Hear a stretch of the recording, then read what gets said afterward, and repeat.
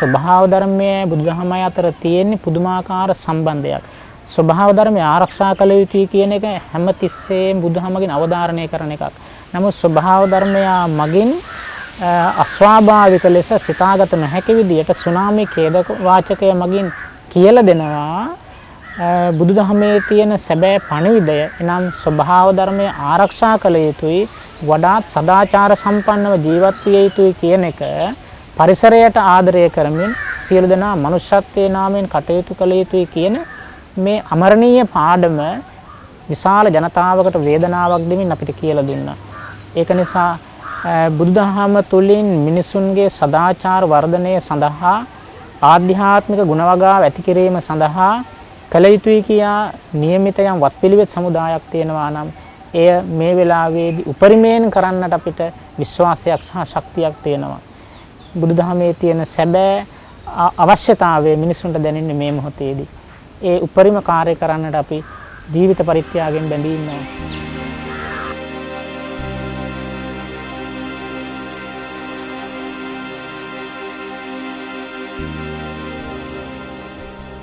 When the tsunami hit Sri Lanka on the 26th of December in 2004, the fishing community suffered great losses. 7,000 fishermen lost their lives, over 80% of the boats disappeared, and harbours along the coast were destroyed.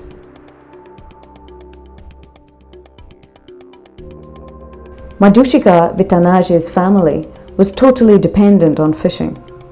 She and her husband and their 3 children now live in a temporary hut on temple grounds near Hambantota.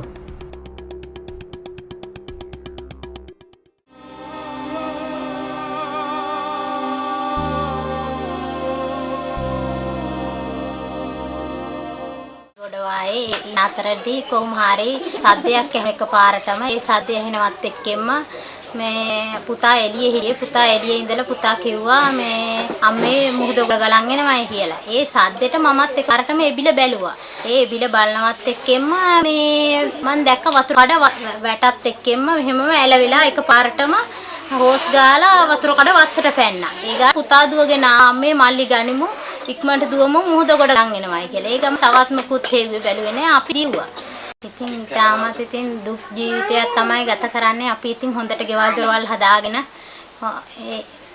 පිළිවෙලකට ඉතින් හිටියා. දැන් ඉතින් අපිට මේස නෑ, ඒ අඩුපාඩු නෑ. අපි ඉතින් බොහොම දුකසේ තමයි දැන් ජීවත් වෙන්නේ.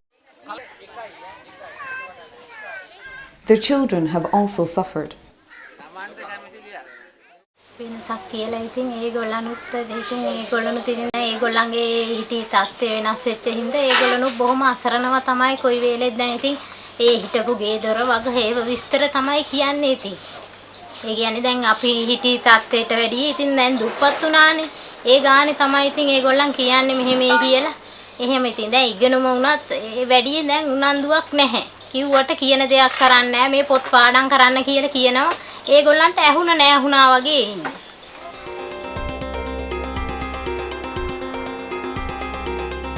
Across Sri Lanka, thousands of people in desperate need turn to their temples for help.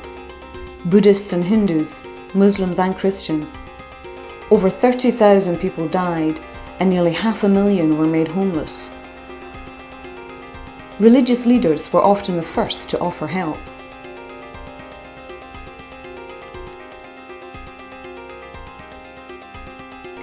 At Malamula Temple in Panadura, over 500 men, women and children were fed and clothed. They lived on temple grounds for many weeks.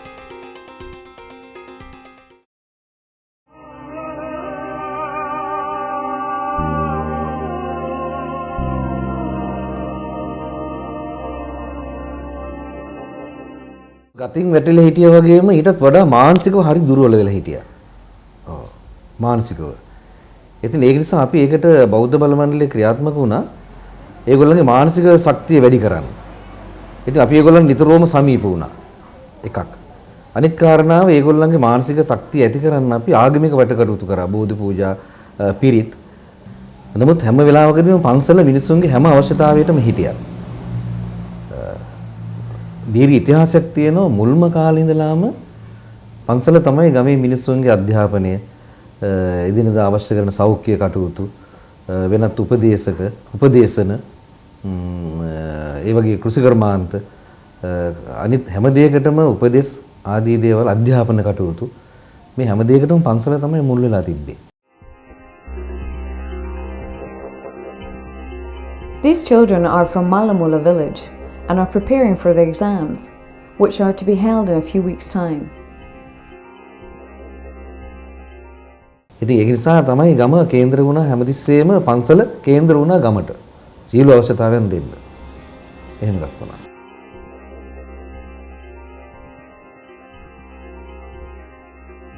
The temple plays an active role in the local community. With donations the temple received in the aftermath of the disaster, they started a building project in Malamula village.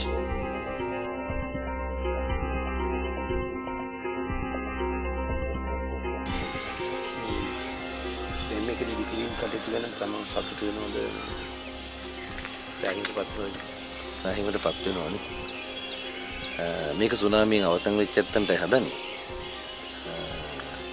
අපේ බෞද්ධ බල මණ්ඩලයේ වැල්ලවත්ත ජාත්‍යන්තර බෞද්ධ මධ්‍යස්ථානයයි. ඉතින් මේ වැඩ කටයුතු දිගන සතුටු වෙනවා. හොඳයි නිමාවත් හොඳයි ඉදිරි කිරීම කටයුතු. ඒ ගැන සතුටු වෙනවා. ඉන්නපානියනේ. දැන් ලංකාවේ සුනාමි සිදුවීම් වලදී පිටරට හුඟක් ආධාර හම්බුණා. පිටරටවල් වලින් ගොඩාක් ආධාර ලංකාවට හම්බුණා. ඒ තුලින් ලංකාවයි පිටරටවල් අතරයි පැවතිච්ච සම්බන්ධතාවය නැවත අලුත් වුණා එකක්. දැන් අපිට දැන් නෝර්වේජියානු රාජ්‍යයෙන් තමයි කලිනුත් මෙහි ආව හේ කණ්ඩායම් ඉගිල්ලෝතෝ මහත්තයම කට්ටිය කණ්ඩායමත්. ඉතින් අපිට බොහොම සමීප සම්බන්ධතාවයක් ගොඩ නැගුණා. On the 11th of March 2005, a 40-foot container loaded with toys, kitchen utensils, clothes and other much-needed items arrived at the temple. They had been collected by Norwegian volunteers and sponsored by the Buddhist Federation of Norway.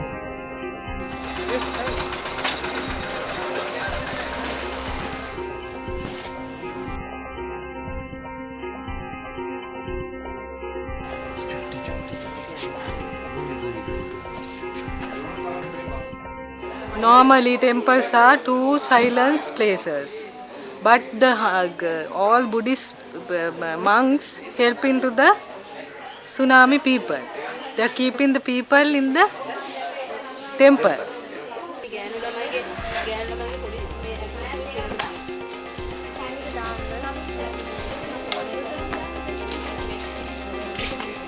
First of all, thank you very much for your everything, right? But the tsunami people immediately they want the house. If we are giving the goods, they don't have the place now to keep the goods.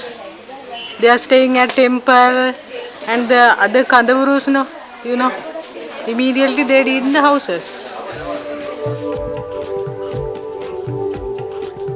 Malamula temple has many strong ties with other temples in the area. The next morning, the venerable chief monk visits a respected colleague with a surprise gift from Norway.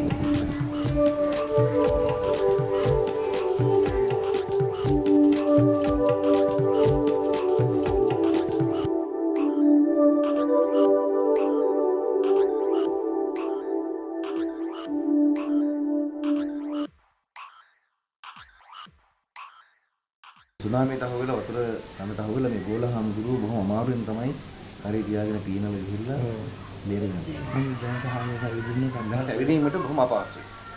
ගොඩක් ශාසනික මෙහෙයක් ජාතික මෙහෙවරක් සපුරාලන වැදගත් හාමුදුරුවනමක් නිසා වයෝවෘද්ධ හාමුදුරුවනමකට කරන සැලකිල්ලක් හැටියට අපි නූරින් පරිජ්ජා නෝවිජානෝ රජෙන් දීපු කෝඩපොටුව අපි දිසා වෙතුනත් මේ ශාසනයෙන් අපේ බෞද්ධ බල මණ්ඩලයේ අපි දිසා වෙතුනා මම්මුගේ දිවුණත්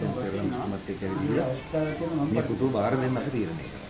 මම වඩාත් තීරණය කරේම වයෝවෘද්ධ හොඳ ශාසනික හාමුදුරුවෝ කරන ගුණවත් හාමුදුරුවෝ නිසා මම ඇවිදීමට යන්න දෙන්නට අපහසුයි. ඒ නිසා මේ පුතු පරිත්‍යාග කරනකොට මම තීරණය කළා.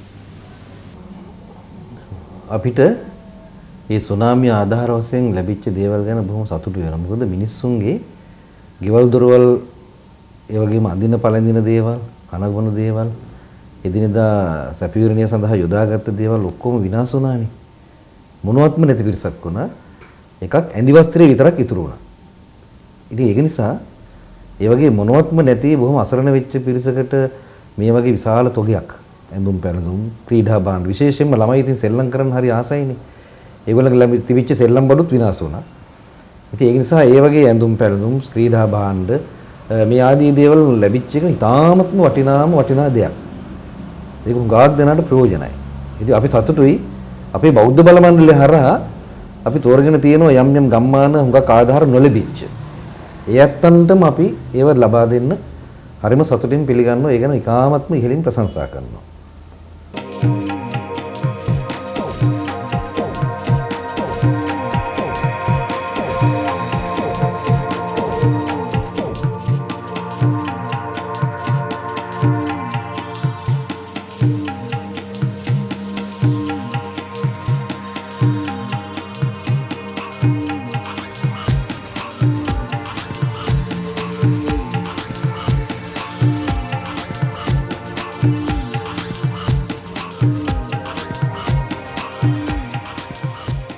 A 4-day trip south has now been planned.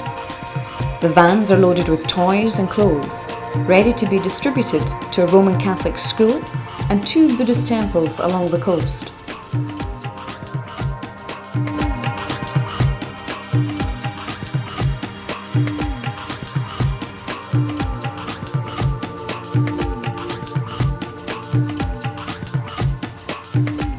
Purelia village was one of the worst hit areas on the south coast.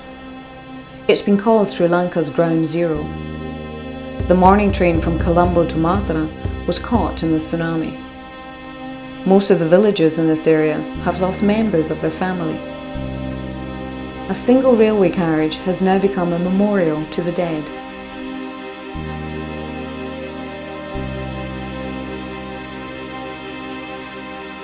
The railway track also washed away by the tsunami hit on that day. So these are the people who are affected by tsunami hit. They say the tsunami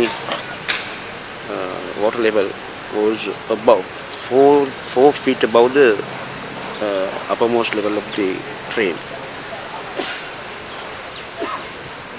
And the first hit was not so severe, but the second one was very severe.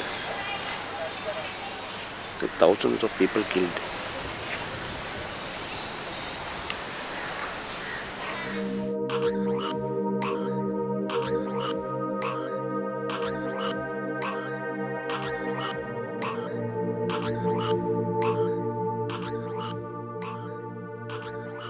The reconstruction of some of the 197 tsunami-hit temples has been slow.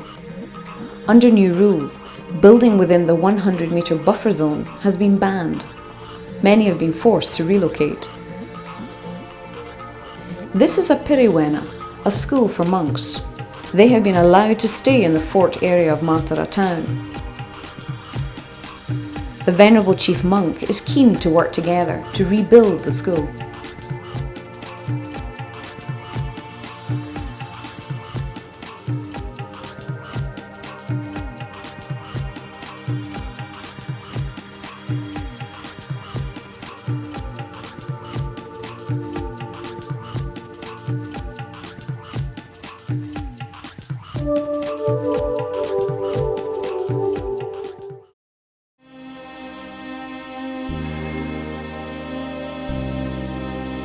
St Mary's Roman Catholic Girls' School was in the front line of the tsunami's force. Both teachers and children died. The children are now back at school and are slowly putting their traumatic experience behind them. Sister Nadoshini explains.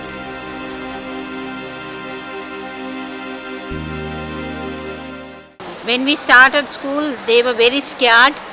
Even for the rumors, they were running away and the attendance were very low.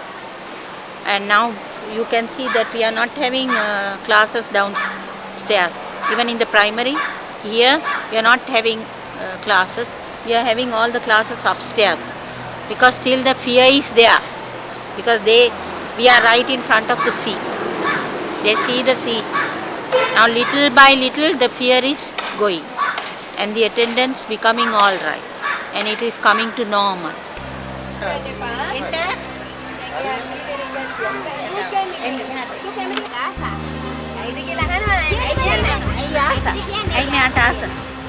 Veeratungaramaya temple housed 700 refugees after the tsunami. Many now live with relatives in temporary accommodation or in refugee camps. Along with thousands of others along Sri Lanka's coasts, they are waiting to start rebuilding their lives.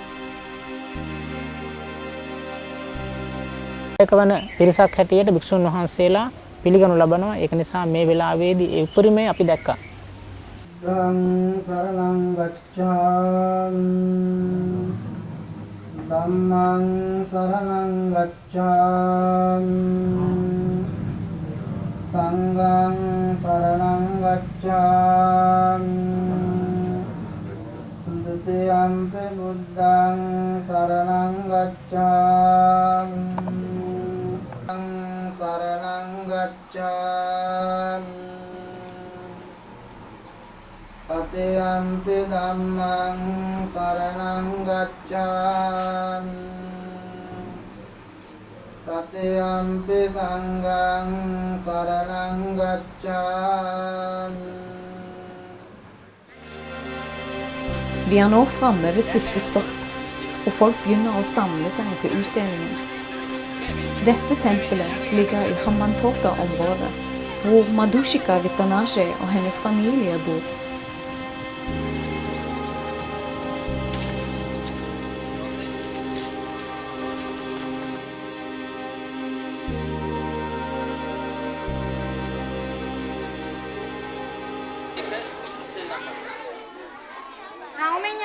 හැම පෙට්ටියකම තියෙන සෙල්ලම් බඩු.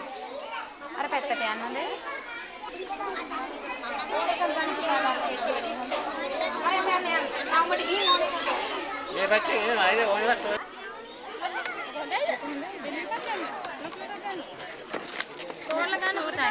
Okay, this is what we call tsunami ration total. With this we can identify whether they are tsunami affected folks or not. So without this, of course, we are not going to serve them to get the relief.